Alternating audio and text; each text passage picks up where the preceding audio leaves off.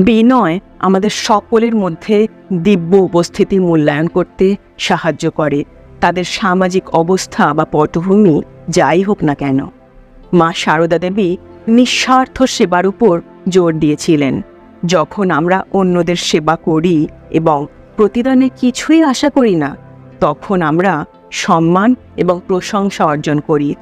বড় বা ছোট সহানুভূতির কাজগুলি ইতিবাচক প্রভাব তৈরি করে এবং আমাদের চারপাশের মানুষের কাছ থেকে সম্মান অর্জন করে। আমরা যা পেয়েছি তার জন্য কৃতজ্ঞ থাকুন। কৃতজ্ঞতা সন্তোষ এবং প্রাচুর্যের অনুভূতি বৃদ্ধি করে। জীবনের আশীর্বাদগুলি মূল্যায়ন করলে আমরা স্বাভাবিকভাবেই অন্যদের প্রতি সম্মান এবং কৃতজ্ঞতা দিয়ে আচরণ করি।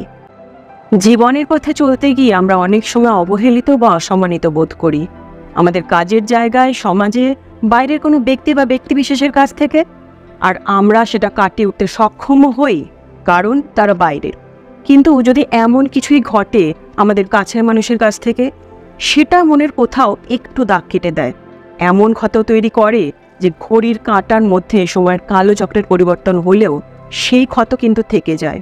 এই অনুভূতি আমাদের মনে ক্ষোভ এবং হতাশার জন্ম দেয়। কিন্তু মা সারদা দেবীর উপদেশ আমাদের শেখায় আমরা সব নেগেটিভিটিকে হারিয়ে লড়ব কী করে, আর জীবনের যুদ্ধে জিতব কী করে। মা আমাদের শান্ত স্নিগ্ধ, কিন্তু তাঁর বলা উপদেশ এতটাই শক্তিশালী যে ছল চাতুরীর নিষ্ঠুর সমাজের সাথে লড়তে লড়তে হেরে যাওয়া মানুষের জীবনেও সাফল্য এনে দেয়, মুখে ফোটায় হাসি। মা সারদা দেবীর উপদেশ আমাদের জীবনে এক অনন্য দিশা দেখায়।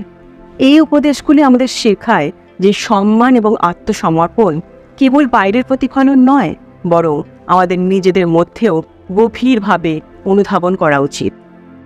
শ্রী রামকৃষ্ণ পরমহংসদেবের প্রজ্ঞা প্রয়োগ করতে একজনকে প্রথমে বিচার ছাড়াই নেতিবাচক চিন্তার উপস্থিতি স্বীকার করতে হবে। তাদের নিছক প্রতিফলন হিসাবে চিনুন, তারপরে সক্রিয়ভাবে ইতিবাচক নিশ্চিতকরণ এবং গঠনমূলক কর্মের দিকে আপনার ফোকাস পুনর্নির্দেশ করতে বেছে নিন। ধ্যান, নিঃস্বার্থ সেবা এবং অনুপ্রেরণামূলক পাঠ্য অধ্যয়নের মতো মননশীলতা এবং সহানুভূতি তৈরি করে এমন অনুশীলন জড়িত হন। শ্রীরামকৃষ্ণ পরমহংসদেবের শিক্ষা আমাদের মনে করিয়ে দেয় যে নেতিবাচকতাকে জয় করার শক্তি আমাদের ভিতরেই নিহিত। তাঁর বাণীকে আলিঙ্গন করে আমরা আমাদের মনের অভ্যন্তরীণ কাজগুলিকে নেভিগেট করতে শিখি এবং আমাদের চিন্তাগুলিকে ইতিবাচকতার তীরে নিয়ে যেতে শিখি। আসুন আমরা মনে রাখি যে প্রতিটি চিন্তা আত্ম উপলব্ধির পথে একটি পদক্ষেপ, এবং প্রতিটি ইতিবাচক পদক্ষেপের সাথে আমরা আমাদের মধ্যে থাকা সীমাহীন আনন্দ এবং শান্তিকে উন্মোচিত করার কাছাকাছি চলে যাই। শ্রীরামকৃষ্ণ পরমহংসদেবের জ্ঞানকে আলিঙ্গন করুন এবং ইতিবাচকতার আলো আপনার পথকে আলোকিত করুক। এই আশা নিয়েই আজকের ভিডিও শেষ করছি। আবার দেখা হবে। ভালো থাকবেন। নমস্কার।